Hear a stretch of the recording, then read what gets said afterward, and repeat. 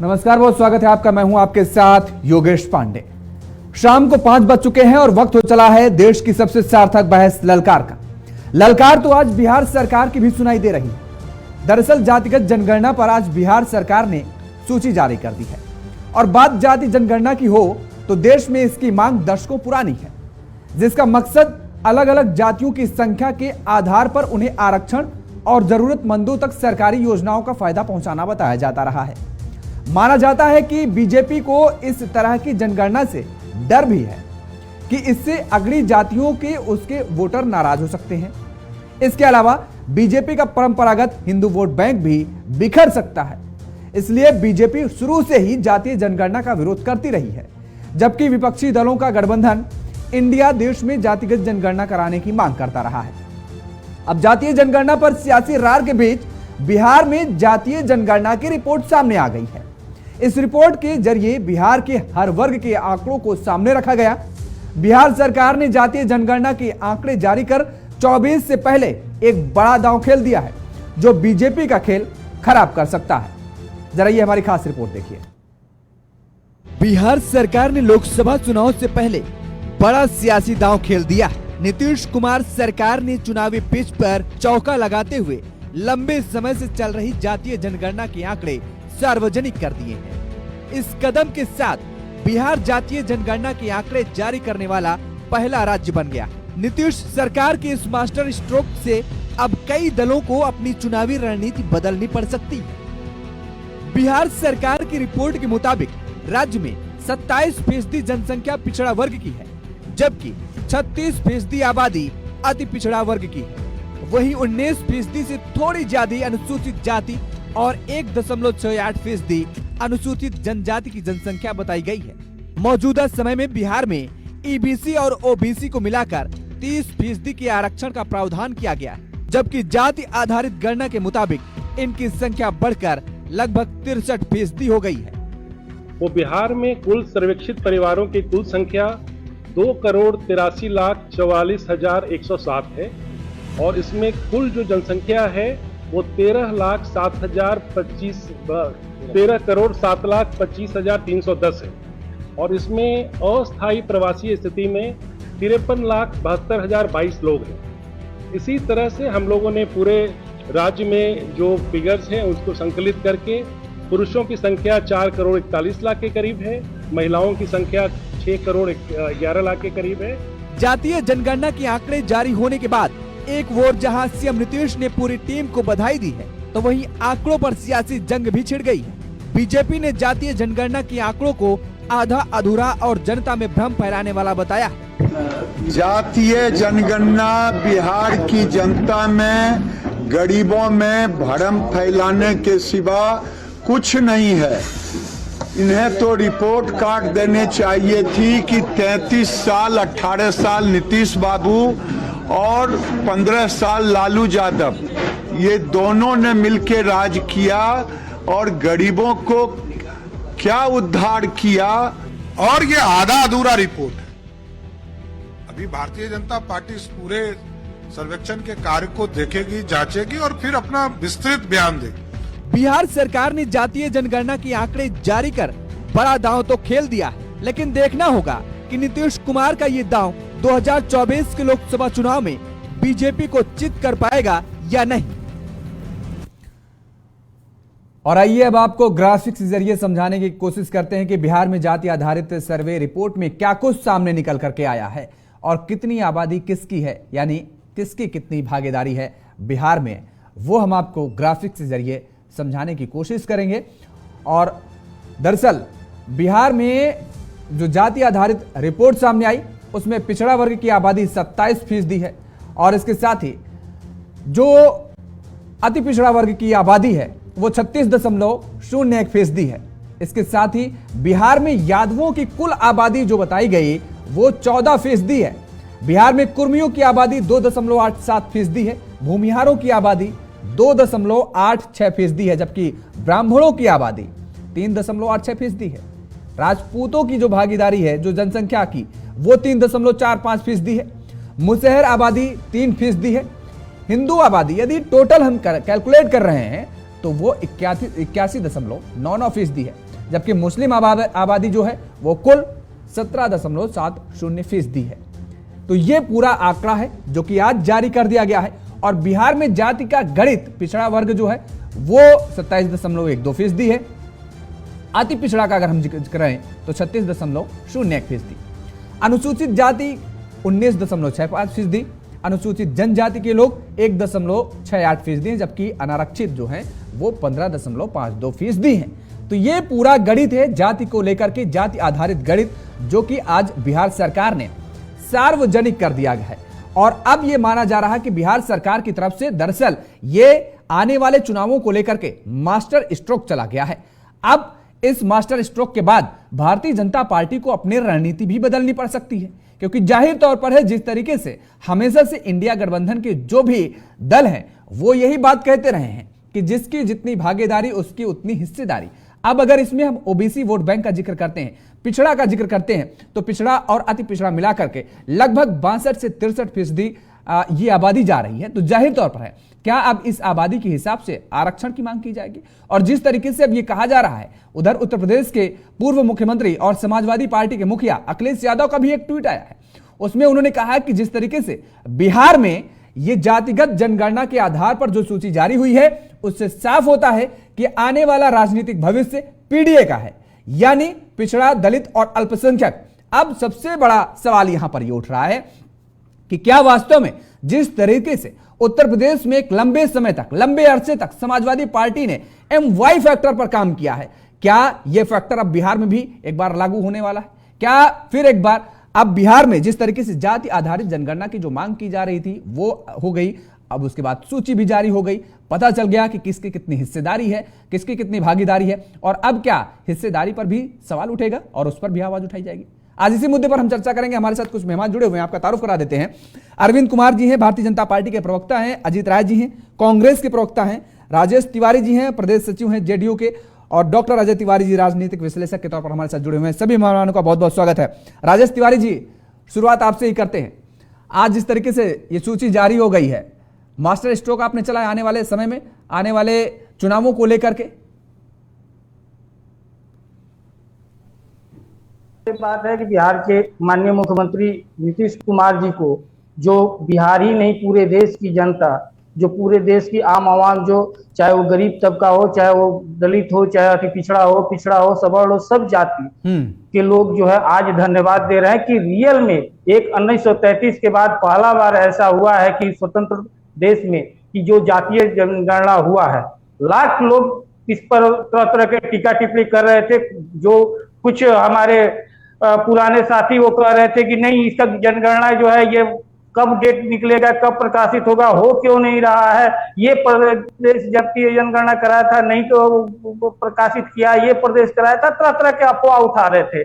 लेकिन ये नीतीश कुमार जी हैं कि जो काम हाथ में लेते हैं उसे पूरा करते हैं। और हम पहले ही कहे थे कि इसमें कहीं कोई दो राय नहीं है कि आने वाला समय में जो जातीय जनगणना हुआ है उसका रिजल्ट प्रकाशित हुआ है। लेकिन जो आंकड़े आए हैं सामने, जो आंकड़े आए हैं, जो भी समीकरण बनेगा वो कोई चौंकाने वाले नहीं आए हैं। लगभग जिसका हम लोग आप लोग आपस में जिक्र करते थे कि लगभग इतने फीसदी आबादी है इनकी, आंकड़े वैसे कमोबेश वैसे ही आए हैं, बहुत ऊपर नीचे तो हुए नहीं है एकदम। इसमें कहां से दो राय है। अभी जो भाजपा के नेता बोल रहे थे, चाहे वो गिरिराज सिंह हो या सम्राट चौधरी हो, कि इस पर डाउट है, इसको हम लोग देखेंगे, या ये पूछिए कि गिरिराज सिंह क्या वो अपना उनका जातीय जनगणना हुआ है कि नहीं हुआ है? नहीं, वो तो कह रहे हैं कि भ्रम फैलाने का केवल काम किया जा रहा है, ये भ्रम फैलाने का मायाजाल है, रचा गया है, हुआ है कि नहीं है ये बताएं जी। राजेश जी, गिरिराज जी तो कह रहे हैं कि केवल ये भ्रम फैलाने की कोशिश की गई है, भ्रम रूपी एक मायाजाल है, रचा गया है, बस बाकी कुछ है नहीं इसमें। गिरिराज जी के पास अब इस पर बोलने के लिए कुछ बचा ही नहीं है। हाँ। तो इतना तो कम से कम अब जब आप लोग माइक लगा दीजिएगा तो बोलवे करेंगे। अब उसके बाद उनके पास, इन लोगों का हकीकत यह है कि आज भाजपा के सभी नेताओं का मुंह सूखा हुआ है। हाँ। जो ये लोग कभी सपने भी नहीं सोचा था कि इस पर जो है जातीय जनगणना होगा। इनका पूरा चुनावी समीकरण इसका बिगड़ गया है, चाहे वो बिहार से लेकर के दिल्ली तक का। अच्छा, ये मानते हैं आप। अरविंद कुमार जी, देखिए, आपका चुनावी समीकरण जो भी था वो सब धरा का धरा रह गया, बिगड़ गया, ये बात कह रहे हैं राजेश तिवारी जी। और कमोबेश कहीं ना कहीं मुझे लगता है कि अब भारतीय जनता पार्टी के नेताओं को अपनी रणनीति बदलनी पड़ेगी। देखिए, अभी मैं सुन रहा था, हमारे जदयू के साथी थे। हाँ। होता क्या है ना कि गाय पर लेख लिखना होना, तो गाय एक चौपाया जानवर है, 4 पैर है, 2 कान है, इससे नहीं चलेगा। मैं आता हूँ जातीय जनगणना पर, बड़ा अहम सवाल आपने किया। हाँ। और अहम सवाल इसलिए है हाँ। कि जो एनडीए गठबंधन इनका बना है, उसने ये निर्णय लिया है कि जातीय जनगणना के मुद्दों पर ही हम चुनाव लड़ेंगे। बड़ा महत्वपूर्ण मुद्दा है, इसमें कोई शक नहीं है। बिहार की बात है, बिहार में जातीय जनगणना हुई है और इनको जानकारी होनी चाहिए कि जब जातीय जनगणना कराने का निर्णय लिया था तो भारतीय जनता पार्टी का निर्णय था और भारतीय जनता पार्टी साथ थी। भारतीय जनता पार्टी इसके पक्षधर रही है। नहीं, तेजस्वी यादव तो कह रहे हैं पीएम मोदी चाहते ही नहीं थी जातीय जनगणना हो। नहीं, ये उनके कहने से नहीं ना हो जाएगा। देखिए, यही झूठ बोलना, सफेद झूठ इसी को कहते हैं। ये नेपथ्य में जाए कि पूरा डेलीगेशन में भारतीय जनता पार्टी के लोग गए थे कि नहीं, जो कैबिनेट में डिसीजन हुआ है उसमें भारतीय जनता पार्टी थी या नहीं, ये अलग चीज है। जनक राम कि जी आवाज उसके कर बाद रहे हैं प्रधानमंत्री कि कार्यालय से भाग गए झूठ थे। अगर बोलते हैं गए थे तो ये उसके जनता बाद तो जब प्रेस देखेगी को ना। संबोधित हुआ तो जनक राम जी दूसरी भाग चीज गए थे, हम ये आपके पूछना डेलीगेशन के मेंबर चाहते थे। हैं कि आप जातीय जनगणना तो कराए हैं, ये जातीय सर्वेक्षण की बात थी। गणना कोई बड़ी चीज नहीं है, गणना होती है।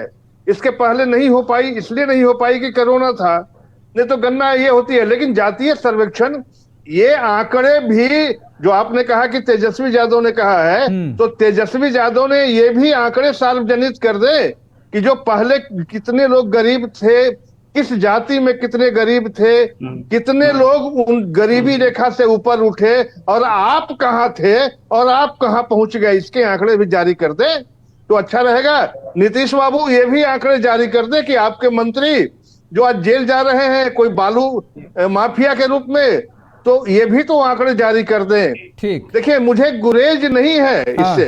भारतीय जनता पार्टी विकास के प्रति सजग है और जहां विकास की बात होगी हम हमेशा सरकार को मदद करेंगे और यही हमारी नियति रही है। हमारी मूल जो भावना है, हमारे माननीय नरेंद्र मोदी जी जो भारत के प्रधानमंत्री हैं, सबका साथ सबका विकास का नारा उन्होंने लेके चला है और भारतीय जनता पार्टी का मूल मंत्र है अंत्योदय। नहीं, अंत्योदय है। आपने कहा कि इसके साथ बीजेपी साथ में खड़ी है, तो देश में जातीय जनगणना को लेकर के बताइए किस नेता ने हामी भरी हो या किस नेता की तरफ से बयानबाजी आई हो कि नहीं हम जातीय जनगणना के लिए ठीक है, हम समर्थन कर रहे हैं, इसके साथ खड़े हुए हैं। नहीं, भारतीय जनता पार्टी के सारे लोग लगातार आपके चैनल से विभिन्न माध्यम से क्या लिखित में दस्तखत करके, जब दिल्ली प्रधानमंत्री से मिलने डेलीगेशन गई थी तो जनक चमार जी मंत्री से हमारे साथ गए थे, उनका हस्ताक्षर है। तो वो भी तो राजेश जी कह रहे हैं वो भी भाग गए थे। अब जी राजेश तिवारी जी वो भी तो कह रहे हैं कि वो भी बैठक से उठ के चले गए थे। नहीं, ऐसा नहीं। उसके बाद लोग ज्वाइंट प्रेस कॉन्फ्रेंस दिल्ली में हुई थी। ये इनको जानकारी नहीं है, ये पुनः जानकारी ले ले, दिखा दीजिएगा प्रेस कॉन्फ्रेंस। और भारतीय जनता पार्टी ये चाहती है देख लीजिए कि जो जातीय जनगणना हुआ, जिस तरह जातीय आंकड़े आप कर रहे हैं, तो हम तो कहते हैं कि आप ये भी तो आंकड़े कर दें कि जो गरीब जातियां थी आज भी वो गरीब है। उस गरीब जातियां में से जो लोग गरीब के वोट लेते रहे, उनकी क्या आंकड़ा है, उनकी क्या अर्थ का अंक गणित है, ये भी तो बता दें। कहां से इतने 100-200 करोड़ 4 करोड़ मकान, जमीन के बदले नौकरी है, ये आंकड़े भी जारी कर दें। राजेश जी जवाब दीजिए, उसके बाद आते हैं राजेश। हमें खुशी है अजीत जी, अगर विकास हो, अंतिम व्यक्ति का विकास हो, भारतीय जनता पार्टी कंधे से कंधे मिलाकर भविष्य में भी चलेगी।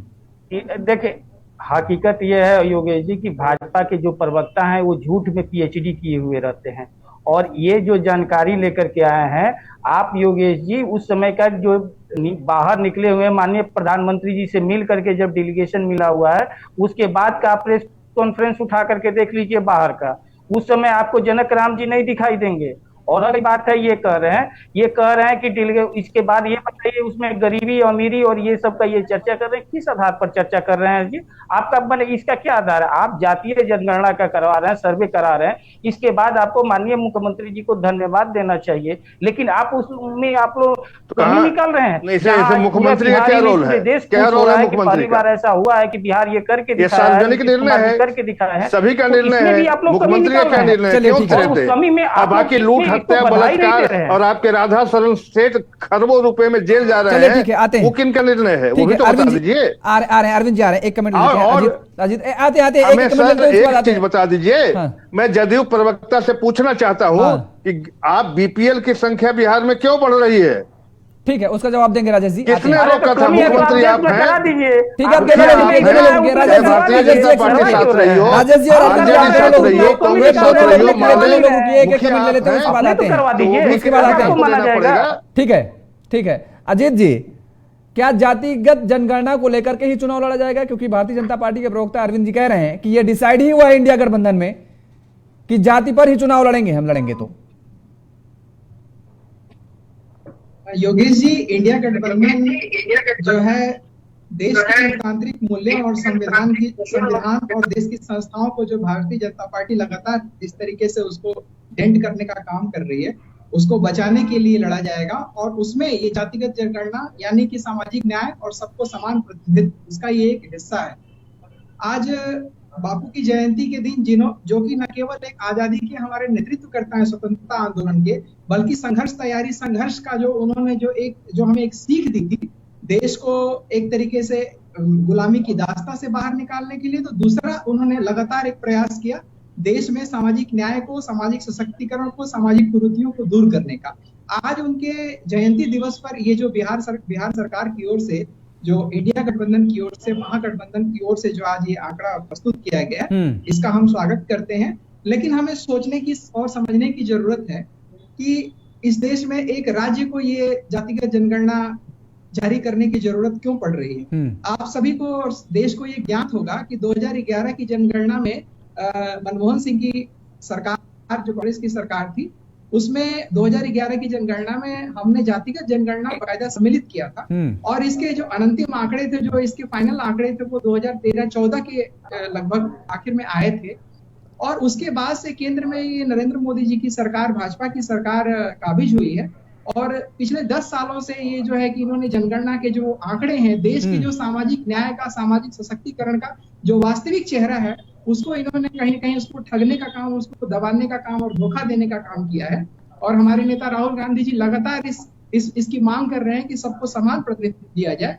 देखिए, ये एक राजनीतिक मुद्दा नहीं है। जातिगत जनगणना को सिर्फ आरक्षण से और नौकरियों से जोड़ करके देखे जाने की जरूरत नहीं है। हम सब जानते हैं योगेश जी की जो देश में जो सरकारी नौकरियां तो छोड़िए ना, जो ऑर्गेनाइज सेक्टर की नौकरियां हैं वो 10 से 15% ही हैं। देश के जो अनऑर्गेनाइज सेक्टर है, जो 85% लोगों को जो रोजगार देता है, उसकी मोदी सरकार ने 10 सालों में क्या दुर्दशा कर दी है।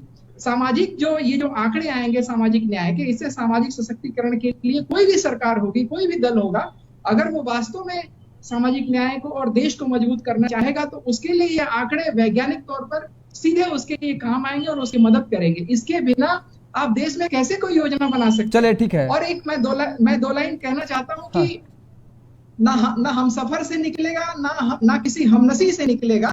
हमारे पांव का कांटा है, ये हम ही से निकलेगा। जब तक हम देश में सामाजिक न्याय के लिए सभी को समान प्रतिनिधित्व नहीं देंगे, जनसंख्या के आधार पर उनको हम नीतिगत निर्णयों में भागीदारी नहीं देंगे, हम देश का जो हमारे स्वतंत्रता आंदोलन की जो, ठीक है अजीत जी, यही सवाल मैं आपके पास छोड़ के जाता हूँ, आपके पास मैं इसी सवाल को छोड़ के जाता हूँ कि जिस तरीके से आप ये कह रहे हैं कि जिसकी जितनी भागीदारी है उसके आधार पर उसकी उतनी मतलब सुनिश्चित कराई जाए, उसको इतनी हिस्सेदारी दी जाए। यही सवाल मैं आपके पास छोड़ के जाता हूँ। ब्रेक का वक्त हो चला है, ब्रेक के बाद फौरन हाजिर होंगे और इसी सवाल का जवाब आपसे लेंगे।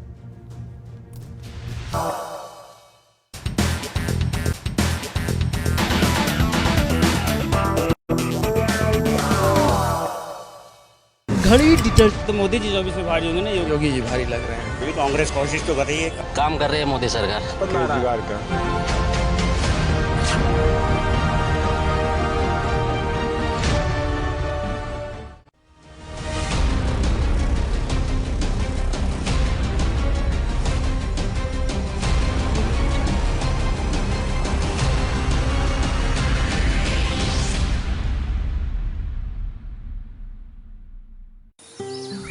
आओ चलें जंगल की सैर पर, जहां जंगली शोर में खो जाए रोमांच और आश्चर्य से भरी एक दुनिया। जंगल के रहस्यमय कहानियों को सुलझाएं। देखिए जंगल स्टोरी रविवार दोपहर 2:30 बजे और रात 10 बजे सिर्फ JK24/7 न्यूज पर। पूरा सप्ताह आपका कैसा रहने वाला, इन डेज में, इन सप्ताह में कौन कौन से ऐसे त्योहार पड़ने वाले हैं, उसकी पूरी जानकारी भी साप्ताहिक राशिफल में ही होगी। अपनी काबिलियत के ऊपर आपने थोड़ा सा ध्यान देना है कि आपको मनी का लाभ हो सकता है, कि कैसा रहने वाला है आपका साप्ताहिक राशिफल, कैसे रहने वाले हैं आपके ऑल डेज।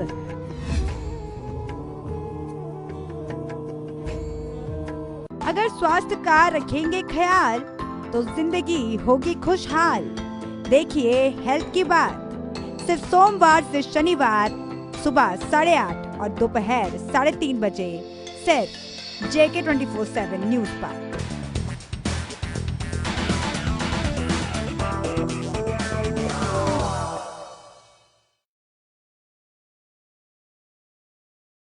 टीवी से लेकर मोबाइल तक अब हर जगह देखिए अपना मनपसंदीदा JK24/7 न्यूज इन तमाम प्लेटफॉर्म्स पर। खबरों में बने रहने के लिए आज ही हमें फेसबुक, ट्विटर और इंस्टाग्राम पर फॉलो करें। आप हमें यूट्यूब पर भी सब्सक्राइब कर सकते हैं। लाइव अपडेट्स के लिए आप JK24/7news.tv पर क्लिक करें। मैं हूँ Saavi Singh, astrologer, numerologer and vastu consultant. कैसे अपने बच्चों को बुरी नजर से बचा सकते हैं और इन सभी प्रॉब्लम से दूर रख सकते हैं। नया व्यवसाय आप शुरू करना चाहते हैं लेकिन कोई ना कोई अड़चन आ जाती है। अगर ऐसी प्रॉब्लम्स आप भी फेस करते हैं तो आज आप सभी के लिए एक खास रेमेडी लेकर आए हैं हम। 2024 की तैयारी आखिर किसका पड़ रहा है भारी? अरविंद केजरीवाल जी को आना चाहिए। विपक्ष इस बार हावी पड़ेगा। बहन जी तो मोदी जी 24 में भारी होंगे ना, योगी जी भारी लग रहे हैं। कांग्रेस कोशिश तो कर रही है, काम कर रही है मोदी सरकार रोजगार का।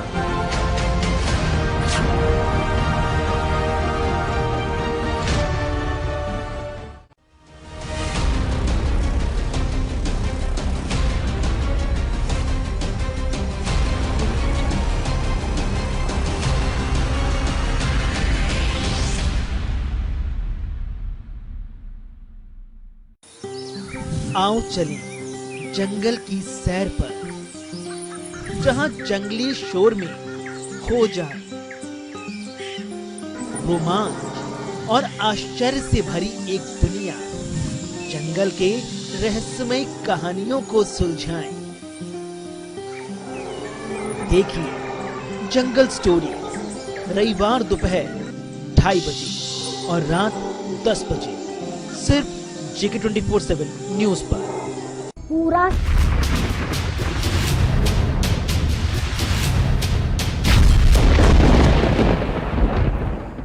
तो ब्रेक के बाद एक बार फिर आप सभी का स्वागत है। हमारे साथ सभी मेहमान लगातार बने हुए हैं और आज हम चर्चा कर रहे हैं बिहार में जातिगत जनगणना के बाद अब जो सूची जारी हुई है, आखिर किसकी कितनी हिस्सेदारी है वो तय हो गया और किसकी कितनी भागीदारी है उसको लेकर के। अजीत राज, यही सवाल आपसे था, किसकी कितनी हिस्सेदारी। अब क्या इस बात को लेकर के भागीदारी की आवाज उठेगी कि भाई अगर पिछड़ा का हम जिक्र करते हैं तो अब पिछड़े और अति पिछड़े ये तो पहुंच रहे हैं 62-63% के आसपास, तो अब आरक्षण को लेकर के भी आप लोग आवाज उठाएंगे क्या चुनाव को लेकर के?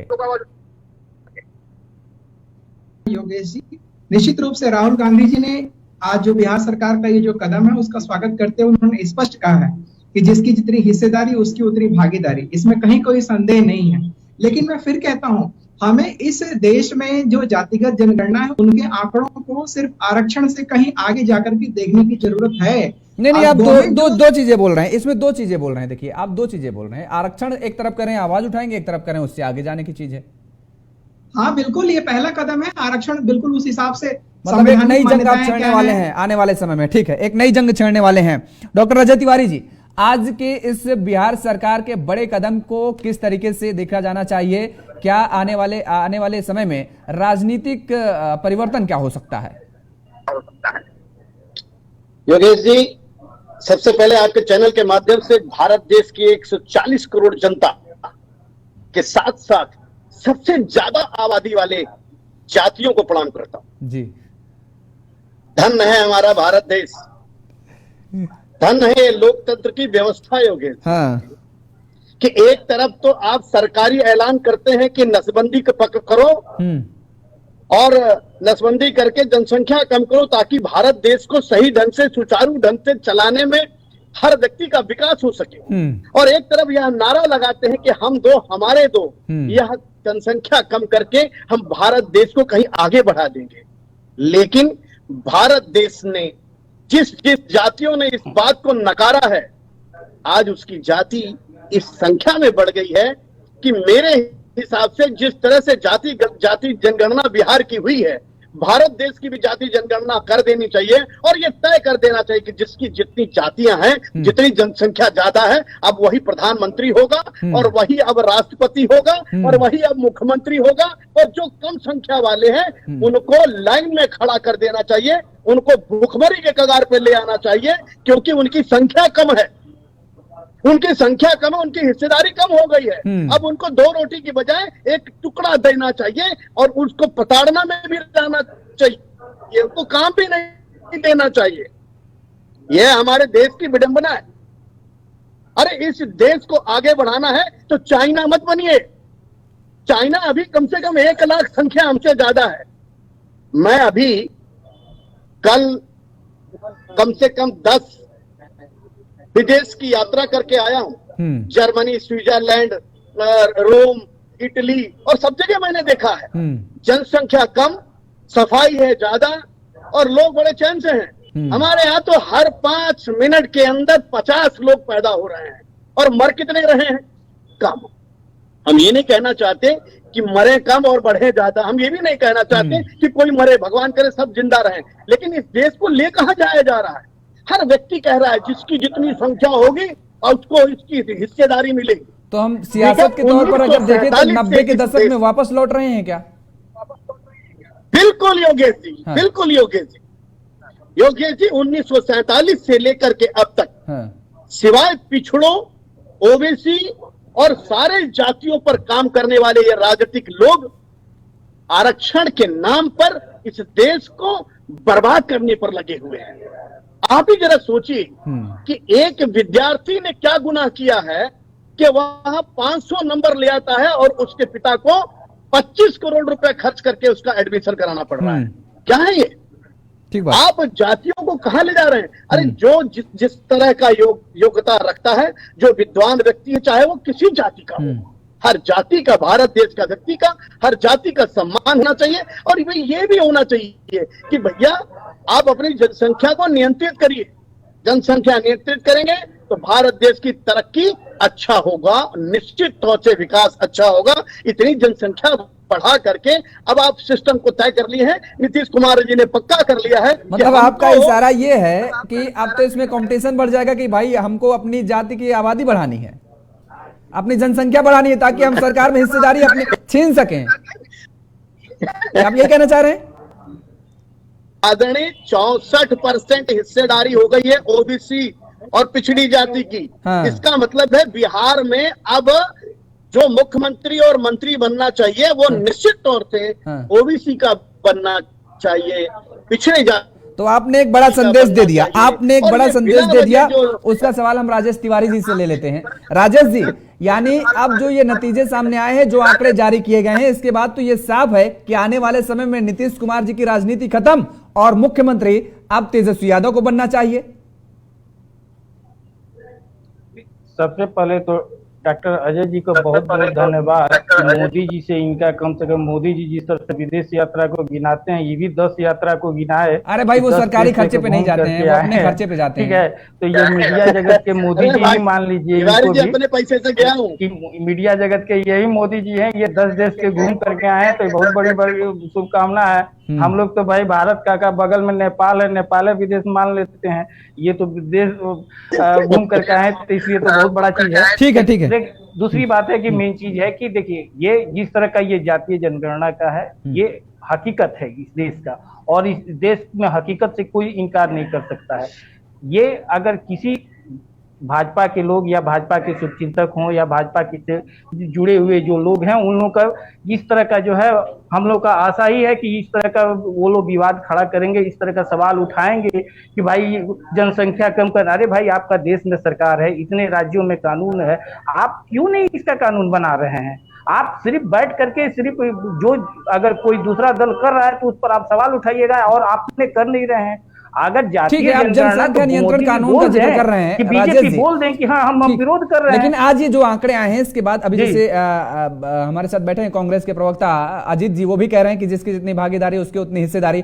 सवाल यहां पर ये उठता है, 18 साल नीतीश कुमार, 15 साल लालू यादव, 33 साल पूरा हो गया, इस 33 साल में ये पिछड़े क्यों नहीं आगे आ पाए? क्यों इनका विकास नहीं हो पाया? ये भी तो एक बड़ा सवाल फिर उठता है।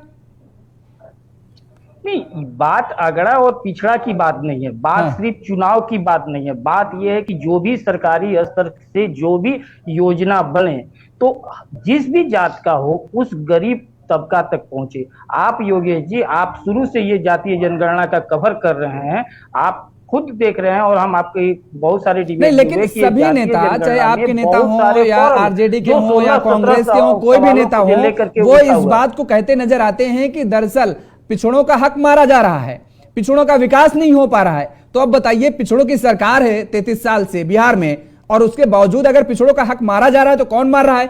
अगर उनका विकास नहीं हो रहा तो विकास कौन नहीं कर रहा है? ये भी तो सवाल उठेगा ना फिर राजेश जी। अरे पिछड़ों का बिहारी की बात नहीं है, पिछड़ा के तो देश पर में भी सरकार है, ठीक है। और पिछड़ा का हक मारी आप देख लीजिए, राजनाथ सिंह से क्या हुआ, नितिन गडकरी के साथ क्या हुआ, वो हक मारिए ना हो रहा है उन लोगों का। आप देख लीजिए बेचारे सब का कहाँ आज फंडिंग में चले गए हैं ये लोग। देखिए साहब, मैं बिहार की जनता की बात कर रहा हूँ, आप वहां पहुंच गए। आज जो इस जातीय जनगणना हुआ है, जातीय जनगणना का जो रिजल्ट निकला हुआ है, निश्चित रूप से भाजपा और उससे जुड़े हुए लोग, जो जैसे डॉक्टर अजय तिवारी जी जो राजनीतिक समीक्षक है, इन लोगों का जो है मुंह सूखा हुआ है, इसमें कहीं दो राय नहीं है। हम लोग कभी भी चाह रहे हैं कि ये जातीय जनगणना के रूप में है, जो भी सरकारी योजनाएं बने, और हम लोग का मांग है माननीय प्रधानमंत्री मोदी जी से कि ये देश में कराए। और अभी कुछ डॉक्टर अजय जी कह रहे थे कि जनगणना नहीं हुआ क्योंकि उस समय कोरोना का समय था।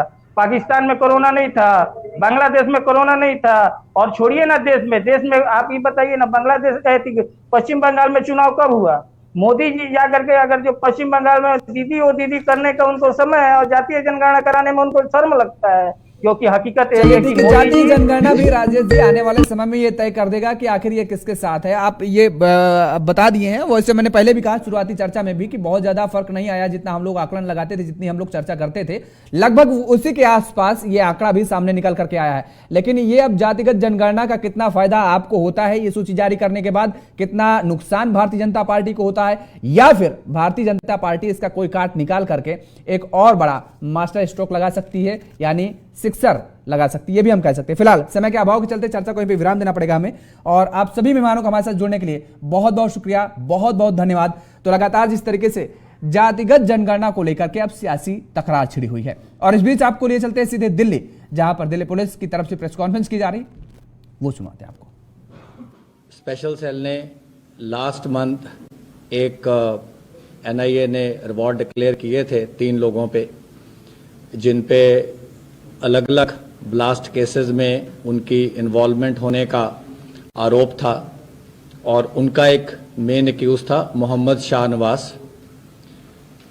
उसको आज सुबह उसके 2 साथियों के साथ, जिसमें मोहम्मद रिजवान अशरफ है और तीसरा मोहम्मद अरशद वारसी है, इनको अरेस्ट किया। मोहम्मद रिजवान अशरफ जो है वो मौलाना भी है, उसने बाकी 2 लोगों को बायत भी दिलाई थी, जिसमें कि इन्होंने अपनी जो एक कमिटमेंट थी, अपनी इनकी जो भी ये टेरर कॉज थी उसके लिए जाहिर करी थी और ओथ ली थी ऑफ एलिजियंस। और उसके 2 मेंबर जो थे वो थे, एक मोहम्मद रिजवान था जो कि अभी एब्सकॉन्डिंग है, और तीसरा मोहम्मद शाहनवाज था जिसको आज सुबह जयपुर से अरेस्ट किया गया। जो मोहम्मद रिजवान अशरफ है इसको लखनऊ से अरेस्ट किया गया, और इनका साथी जो है मोहम्मद अरशद वारसी, इसको मुरादाबाद से अरेस्ट किया गया। आज सुबह कोर्ट में इनको अर्ली मॉर्निंग आवर्स में जज साहब के आगे पेश करके 7 दिन का पुलिस कस्टडी रिमांड लिया गया है। और जब इनके ठिकानों पे रेड हुआ तो तमाम एक्सप्लोसिव्स बनाने की डिफरेंट जो इक्विपमेंट्स थी जो कि इन्होंने अलग अलग जगह से हासिल करी थी, जिसमें elementary plastic tubes, iron pipes, अलग अलग तरह के केमिकल्स, बहुत सारी और जो टाइमिंग डिवाइसेस एट्सेट्रा जो कि एक्सप्लोसिव बनाने में यूज़ हो सकती थी, वो मोहम्मद शाहनवाज के ठिकाने से हमारी टीम ने रिकवर करी है। इसके अलावा पिस्टल और उसमें कार्ट्रिजेस और उसके साथ और भी जो बॉम्ब बनाने के अलग अलग लिटरेचर थे जो कि इन्हें खास तौर पे इनके जो क्रॉस दी बॉर्डर पाकिस्तान के हैंडलर्स थे उन्होंने भेजे, और इसके द्वारा काफ़ी लोगों से ये इंटरनेट पे अलग अलग तंजीमों से इन्होंने राफ्ता बना रखा था, और इनको तमाम तरह के जो केमिकल्स कैसे उनको प्रोक्योर करने से लेके कैसे उनको असेंबल करना है, उसकी कैसे मैक्सिमम कैजुअलिटी इंश्योर करनी है, वो सारी चीज़ें भी उसके रिलेटेड लिटरेचर जो था। तो दिल्ली पुलिस की प्रेस कॉन्फ्रेंस आप सुन रहे थे। आतंकी शाहनवाज की गिरफ्तारी को लेकर के, उसके ठिकानों को लेकर के जिस तरीके से जो सामान बरामद हुए हैं उसकी पूरी जानकारी दे रहे थे। और फिलहाल मेरे साथ इतना ही। खबरों के लिए आप देखते रहिए JK24/7 न्यूज। नमस्कार।